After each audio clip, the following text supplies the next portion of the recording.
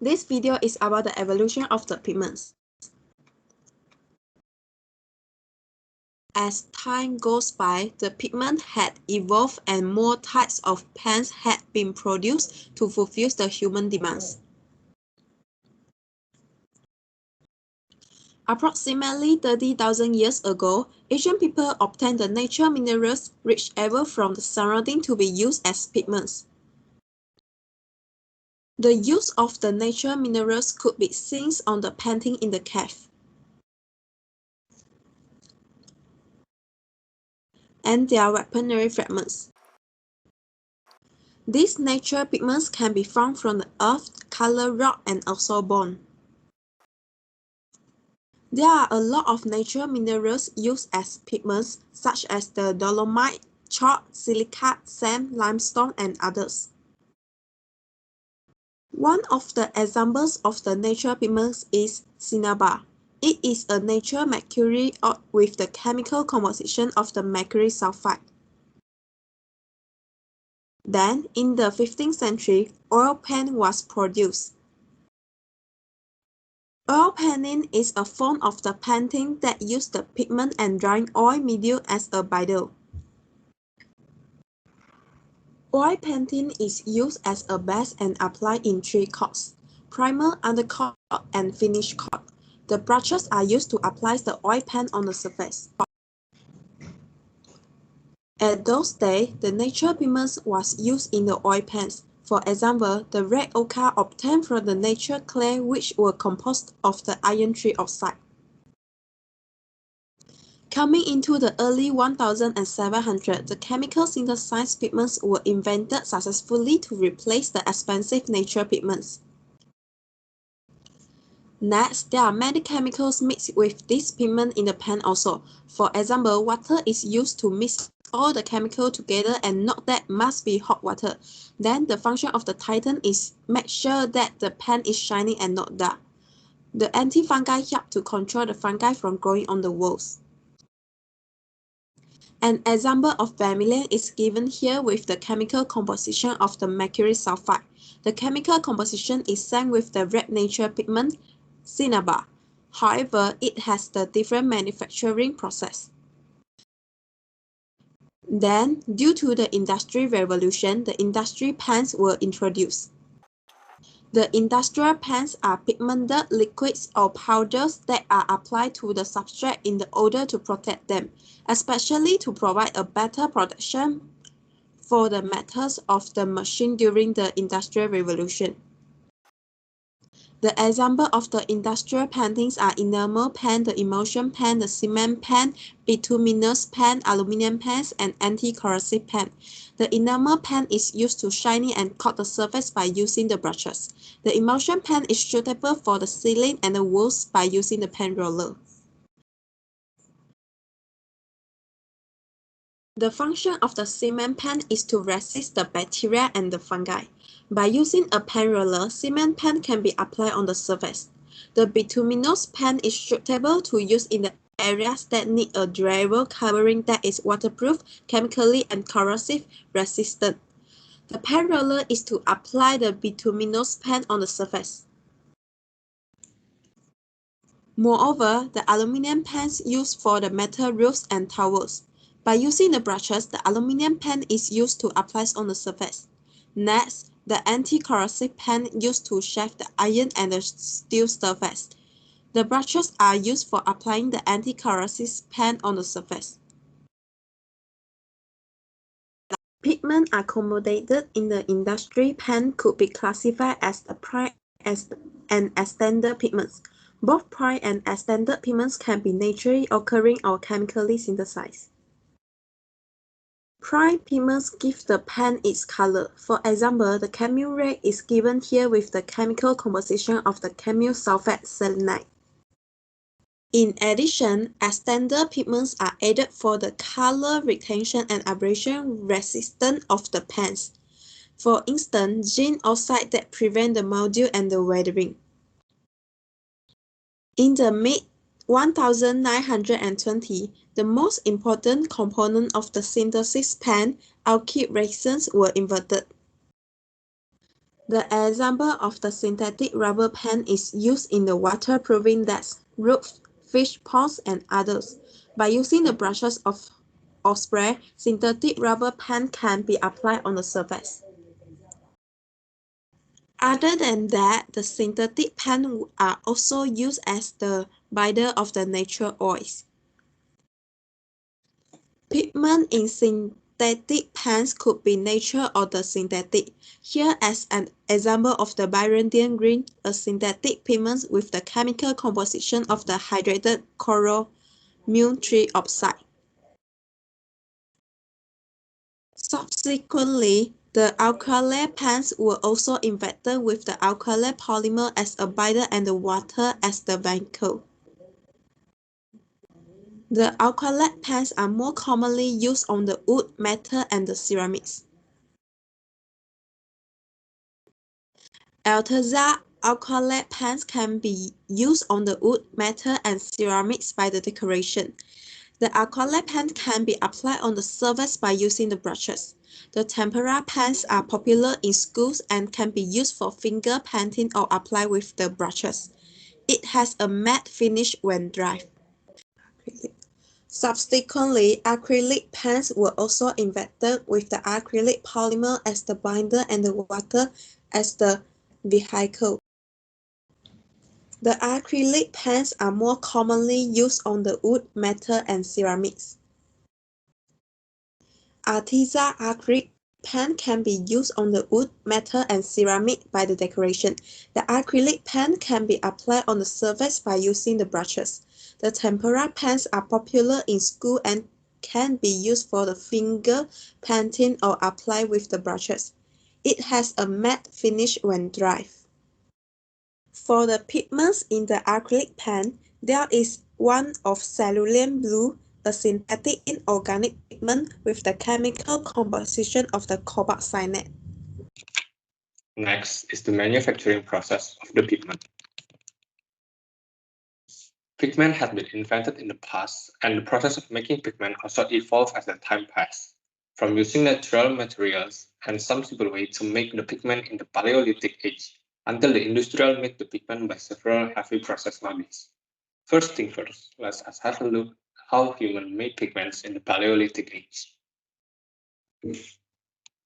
They find the material for making pigment from the environment, such as blood, sap, baby juice, red plants and roots, and many minerals. These materials were dispersed and mixed with water, saliva, urine, or animal fats to make the pigments.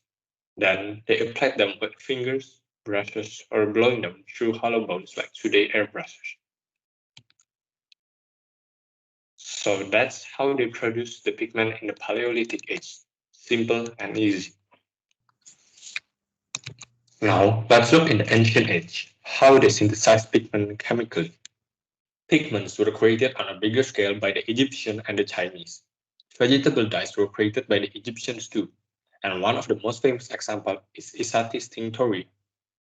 On the other hand, the brilliant red that came from the vermilion was created 2000 years sometime by the Chinese, and recently it was utilized by the Romans. Vermilion is a brilliant red pigment originally made from cinnabar. Cinnabar has been mined for thousands of years. Because the mining of cinnabar is dangerous to humans, hence the mining of cinnabar is becoming less and less conducted. In the early 4th century BC, the Chinese created the first synthetic vermilion. The process of making vermilion is mixing mercury and sulfur to form an aqueous mineral, which is a black compound of mercury sulfur. Then it was heated in a flask. Then the compounds were evaporated and condensed on the top of the flask. The vermilion was collected and grounded. When first created, the material is almost black. As it is on the ground, the red color appears as the time goes on. Hence, this is the process how they chemically synthesize the vermilion in ancient time. Nowadays, the development of factory is getting more and more. Because the mercury is harmful to humans, they think another way to produce vermilion. They replace the mercury sulfuric, which is the vermilion, to the cadmium red, which has a similar color to the vermilion. Cadmium metal is used as the raw material in the vermilion hue production process. The process can be divided into 5 steps: cadmium attack process, striking process, calcination and wet process, pigment drying, and milling and blending. First, the cadmium attack process. Cadmium metal, nitric acid, sulfuric acid, and water as the reactant is mixed to produce cadmium sulfate. The nitric acid is used to oxidize the cadmium metal. Second is the striking process. During the striking process, the addition of sodium sulfide to the tanks causes the cadmium compounds to precipitate and form green cake. And zinc is added in order to produce the red pigment. Calcination and wet process is an operation that changes the crystal structures of the green cake, and it gives the properties of a pigment. The process occurs in a retort that was heated to a high temperature. The squeezed pigments are formed in this process. Pigment quality can be improved through the process of washing salts to reduce the oversized particle in the pigment and minimizing the acid solubility in the cadmium pigment. Pigment drying is the pigment being separated from water and collected on a filter press where it is washed again. The washed cake is removed from the press and dried in ovens. Milling and blending process is a process where the dried pigment is going to be ground or blended. The final product contains 20 until 60% cadmium. Barium sulfate also may be blended into the final product to reduce the pigment strength. And the final step is the filtration and filling process. This process filters out the impurities. Then the pigment was filled and packed. So this is the manufacturing process of cadmium red, which is replaced the vermilion nowadays. Next, let's find out what's the chemistry behind pigment. So pigments are powder that are brightly colored and insoluble. The bright color is caused by the material absorbing light in the visible spectrum in most cases. This absorption occurs in inorganic pigments due to charge transfer between metals, especially transition metals. Meanwhile, for organic pigments, they have a conjugated double bonds that could absorb the visible wavelength. So, how the color is formed? The majority of pigments work by absorbing a specific wavelength of light. Other wavelengths are reflected or dispersed, resulting in the colors you see. As you can see in the left picture, if a certain wavelength of light has the right energy to excite electron in the molecules at the atomic level, the light energy is absorbed to excite the electron. As a result, you will see a various color depending on the wavelength of light it absorbed. In the right picture, you can see that the solution absorbed the red and orange light. As a result, it reflects the blue color. And from the color chart, you can see that if the red region is the light that being absorbed, so the color that will be reflected or we can see, it will be in the opposite one, which is the green region. And it applies the same for the other wavelength of light.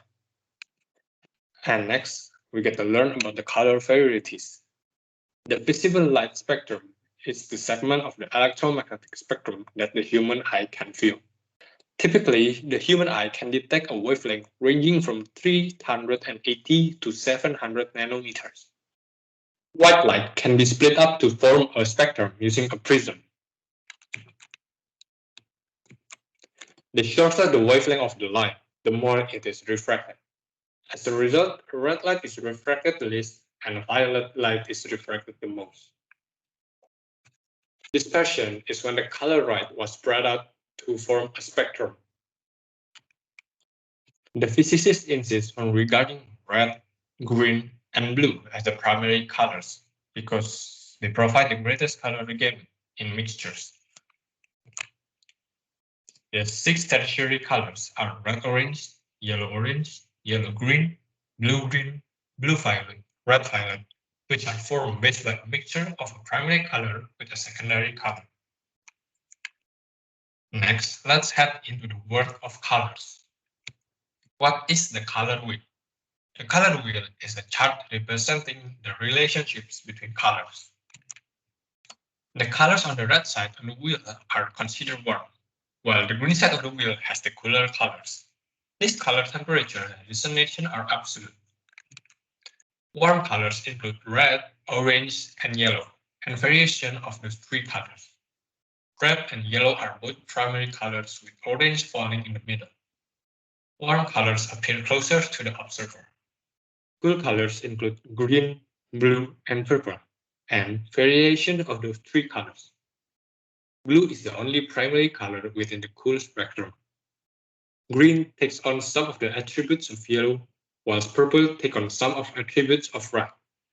Cool colors are often more subdued than warm colors and appear farther from the observer. Neutral colors include black, white, gray, tans, and browns. They are commonly combined with brighter accent of color. The meanings and impression of neutral colors depends more so upon the surrounding colors.